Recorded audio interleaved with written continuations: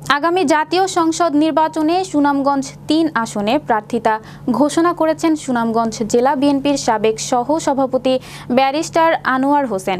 সোমবার সকাল 10:30টায় শান্তিগঞ্জের নিজ কার্যালয়ে এক সংবাদ সম্মেলনে তিনি প্রার্থিতা ঘোষণা করেন। এ সময় উপজেলা বিএনপির অঙ্গ ও সহযোগী সংগঠনের নেতৃবৃন্দ উপস্থিত ছিলেন।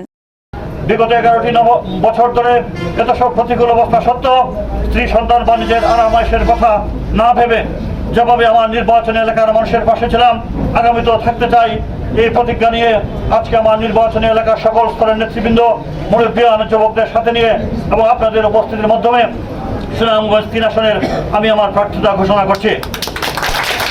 আমি আশা করছি এবং সবিনয় নিবেদন করছি যে আমার নেত্রী দেশনেত্রী বেগম খালেদা জিয়া এবং ভারপ্রাপ্ত চেয়ারম্যান দেশনায়ক জনাব তারেক রহমান আমাকে আগামী নির্বাচনে ধানের শীষ তথা বিএনপির একজন প্রার্থী হিসাবে সক্রিয় বিবেচনার দৃষ্টিতে দেখবেন।